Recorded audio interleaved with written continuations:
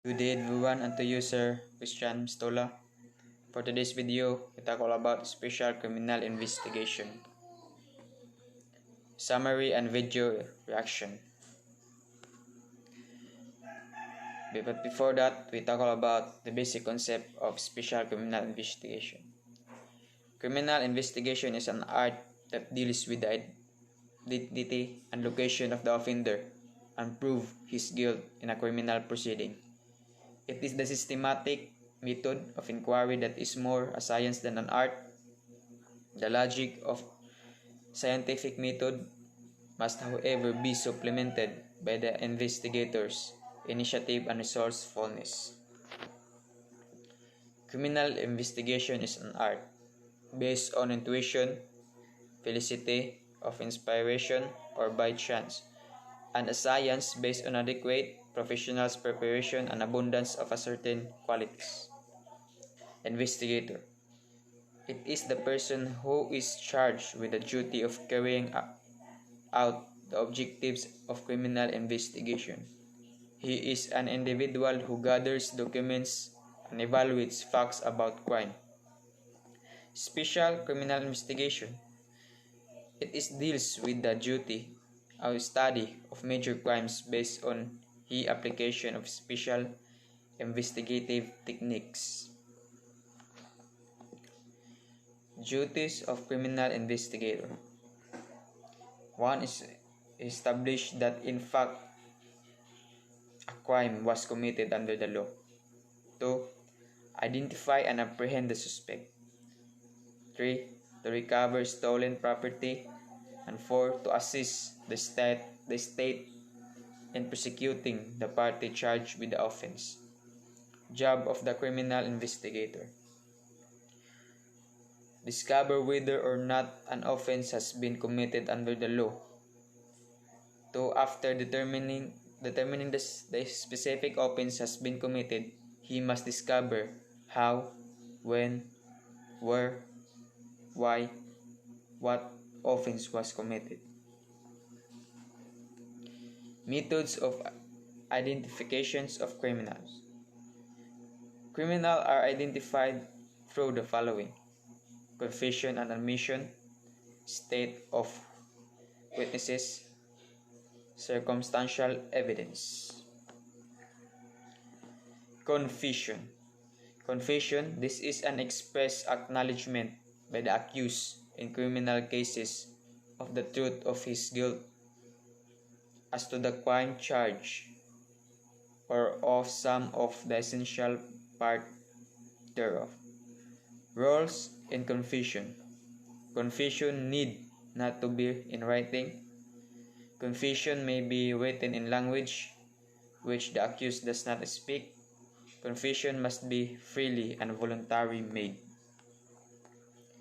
Voluntarily means that the accused speaks of his free will and record without inducement of any kind and with the full and complete knowledge of the nature and consequence of the confession. Freely, when the speaking is so free from the influence affecting the will of the accused at the same time the confession was made. Requirement for confession as proof of guilt. Other corroborative evidence must support it. Corpus delicti, actual commission of the crime charge. Confession must be made voluntarily. By eyewitnesses testimony, description made by eyewitness. Value of identification by eyewitness testimony depends on the following. 1. The ability of eyewitnesses testimony to observe and remember the relative distinctiveness of the accused's appearance. 2. The prevailing condition, visibility, and observation. 3. The lapse of time between the criminal event and identification. Methods of identification made by eyewitnesses. Verbal description. Portrait, particularly describing In words, the appearance of a person by comparing and true personal appearance. 2. Photographic file. 3. General photographic files of photograph in any given establishment. 4. Artist assistant or composite sketches, drawing or sketching the description of a person faced by the cartographer. Police lineup. Selecting the suspect from group of innocent person to eliminate the power of suggestion as factor of identification. Cartography. The art of sketching the image of person, of the art of making. General principle of criminal investigation. In the performance of his duties, the investigator must seek to establish the 6 cardinal points of investigation, namely, what is a specific offense has been committed, how the offense was committed, who committed it, where the offense was committed, when it was committed, and why it was committed. The basis of criminal investigation. Preliminary investigation. Identify the criminal through confession, eyewitnesses, testimony, circumstantial evidence, and associate evidence. Follow-up investigation. Trace and locate the criminal. And final investigation. Prove by evidence the guilt of the suspects. Tools of an investigator in gathering facts. Information. Data gathered by investigator from the person including the victim himself and from public records, private records, and modus operandi file. Interrogation and interview. Questioning of witnesses, suspects, and offending parties. C. An instrumentation scientific examination of real evidence, application of instrument and method of the physical science in detecting crime. Information. All evaluated materials of every description, including those derived, observation reports, rumors, imagery, and other sources from which intelligence is produced. Communicated acknowledgement by others obtaining by persons studying investigation, research, analysis, and observation. 2. General classifications of source information. Open sources. 99% of the info collected are coming from open sources. Closest sources is one of information from closed sources. Overt sources is the gathered of information or documents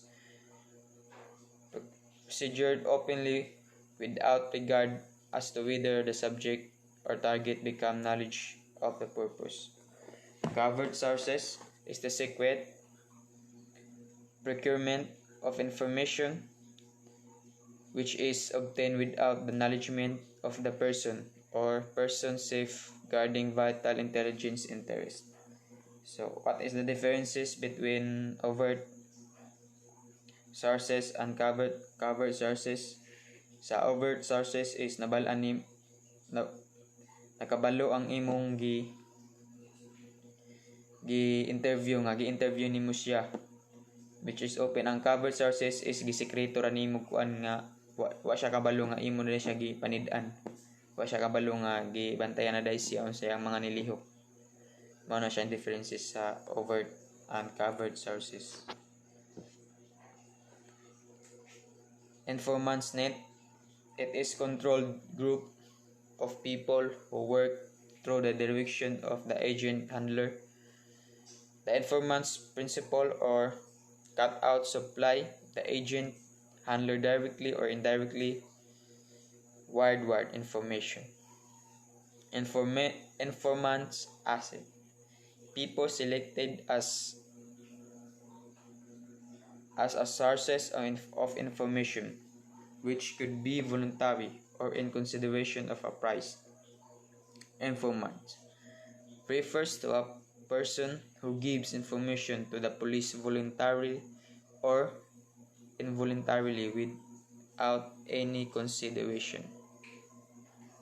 Informer, those who give information to the police for price or reward. So usay diferensya sa informants o informer. So naka-diferensya sa informants o informer is ang informants is maning voluntary or involuntary information. If nangutana ang police, nag-interview yung police sa imwa, tubagid ka, mag-volunteer man kag tubag or wala, tubagid ka og na kay mga kaalamag sa criminal investigation, tubag ka. Tapos sa informer, mao ni ang ginahatagan og price or reward pareha ng na-wanted. Og imo nang makita kay na may price, so na kay lakas ng loob ng isumbong nimo, ikuan nimo kay na price. So mao na ang informer. Types of informants: criminal informant, confidential informant, voluntarily informant, special informant, anonymous informant.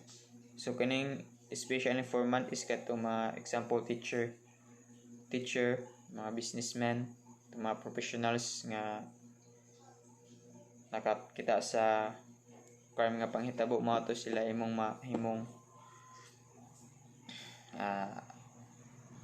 magtigwag information mga witnesses. Ang anonymous informant is morning sa telephone nga tawag. Incidental informant, a subtype of informant. Incidental informant, a person who casually impacts information to an officer with no intention of providing subsequent information. 2. Recruited informant, a person who is selected, cultivated, development into a continuous source of information. Categories of recruitment informants: spontaneous or automatic informant. Informants who, by the nature of their work or position in society, have a certain legal, moral, or ethical responsibilities to report information to the police. 2 is ordinary run of the female informants that are under the compulsion to report info the police. Special employee informants who are of is a specific operational nature. Informant recruitment basis: 1. Selection, 2. Investigation, 3. Approach, and 4. Testing. Interview and interrogation. Interview defined. An interview is the questioning of a person believed to possess knowledge that is an official interest to the investigator. Importance of interview. Interview in crime investigator is very important, considering that the person interviewed usually give his account of an incident under investigation or offers information concerning a person being investigated in his own manner and words.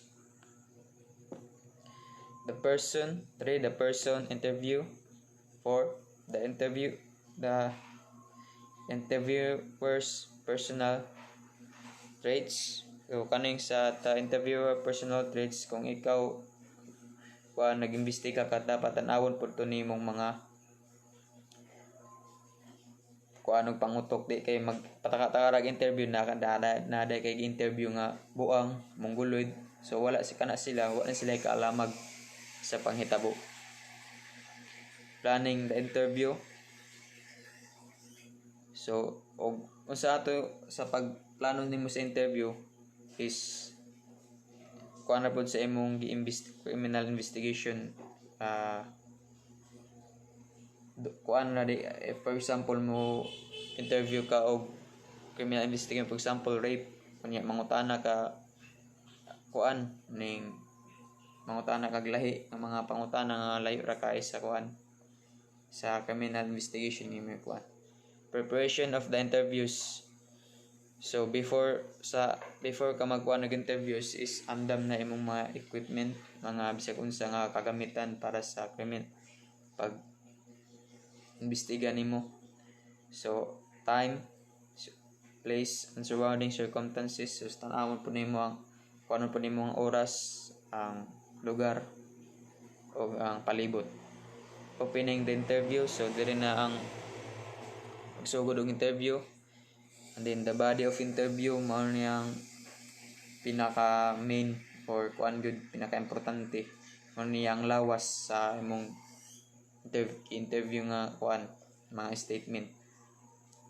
Questioning, mga pangpangutana sa mga imong gi kuan imbestigahan. And then closing, which is dili mawala na ang pagpasalamat sa imong gi-interview. A philosophy of interview and interrogation. The right officer asking the right question in the right manner at the right time and the right place will get the right answer. So, kung tinuod ka, kung sakto ka nga officer, mangutana kag tarong. Sa sakto nga batasan,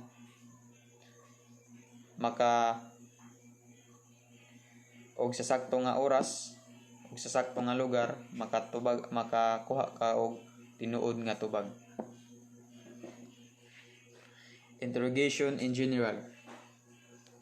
Interrogation define an interrogation is the questioning of a person suspect of having committed an offense or of a person who is reluctant to make a full disclosure of information. His position which is patient to the investigation. 2. Purpose of interrogation. 3. Preliminary conduct. 4. The interrogation room. 5. The interrogation techniques.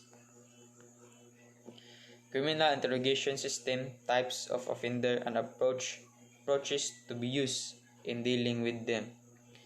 2. Interrogation of suspects whose guilt is defined or reasonably certain.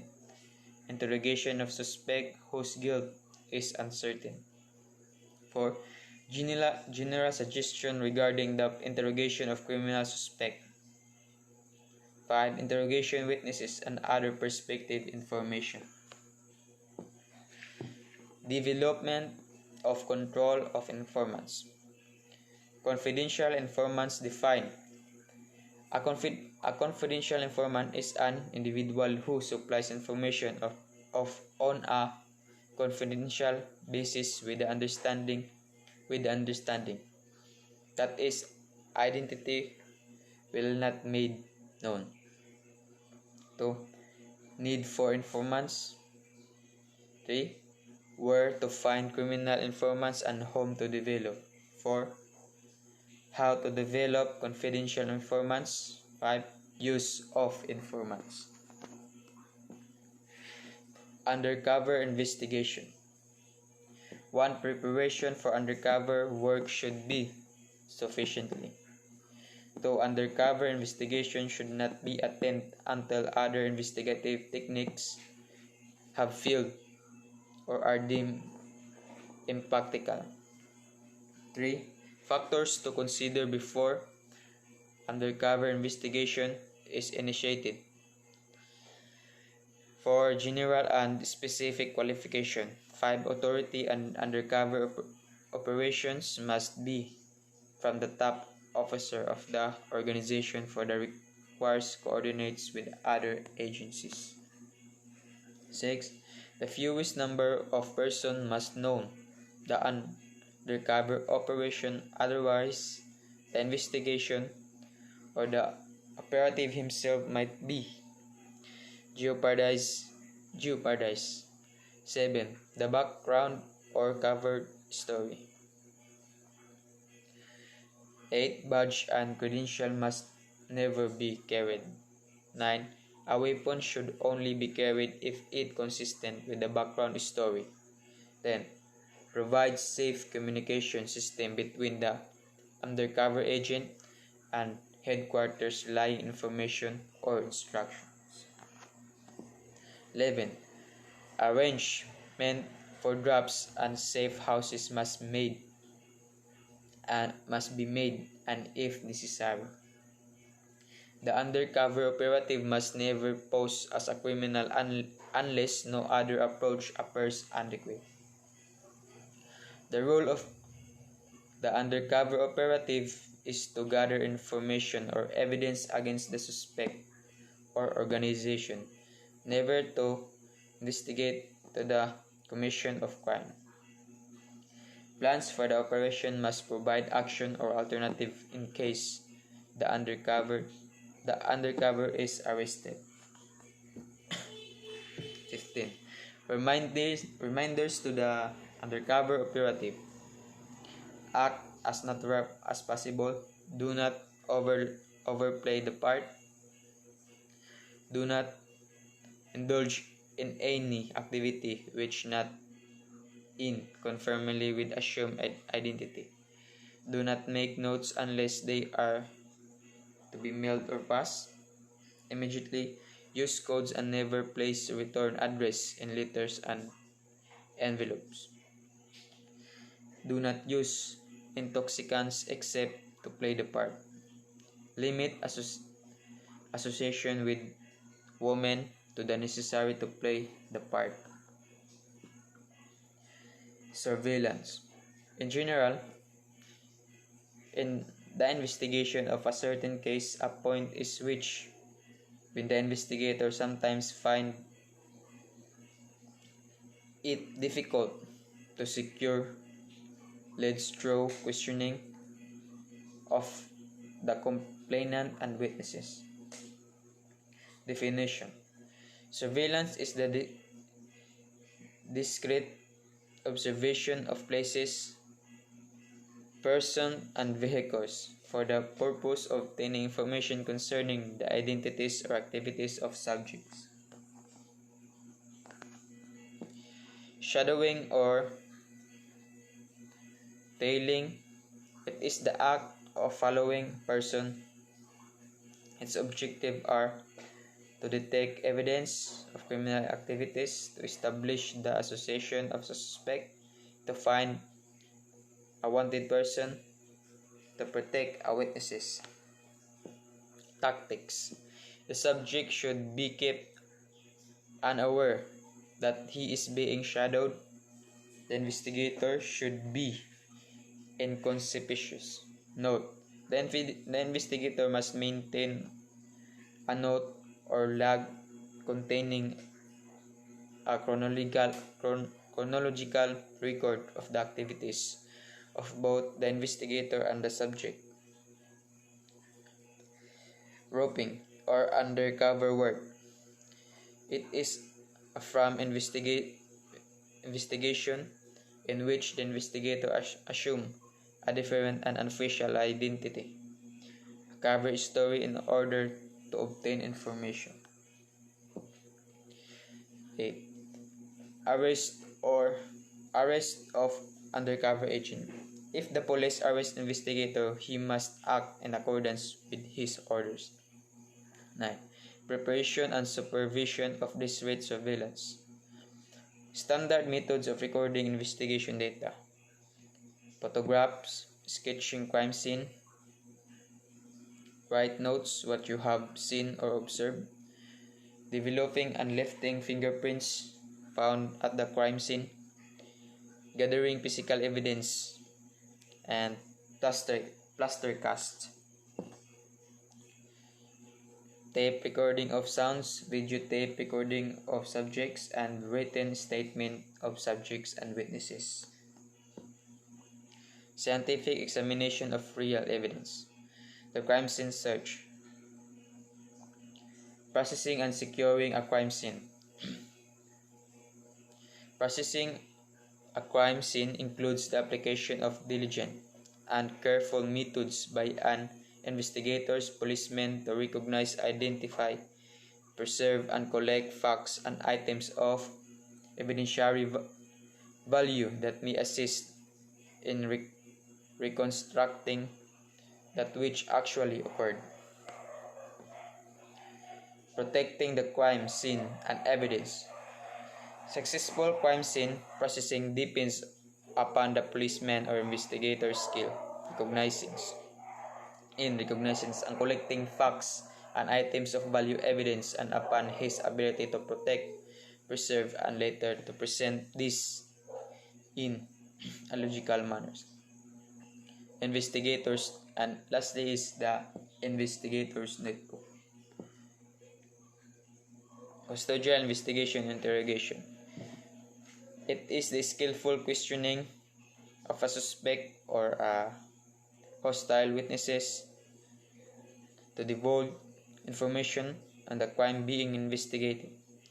It must be remembered, however, that police investigator cannot learn proper interrogation merely by reading books. The success of interrogation depends on legality topic, physical insight, and experience.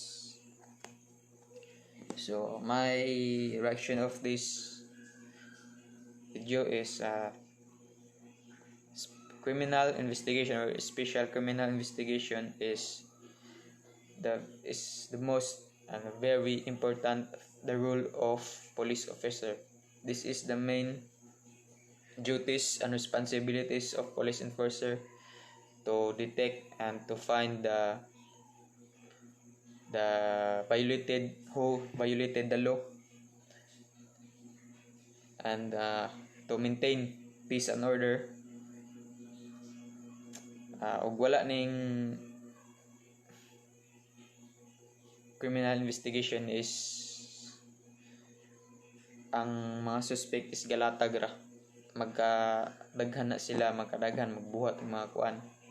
So mao ni siya ang pinaka-importanting rule sa usa ka police enforcer.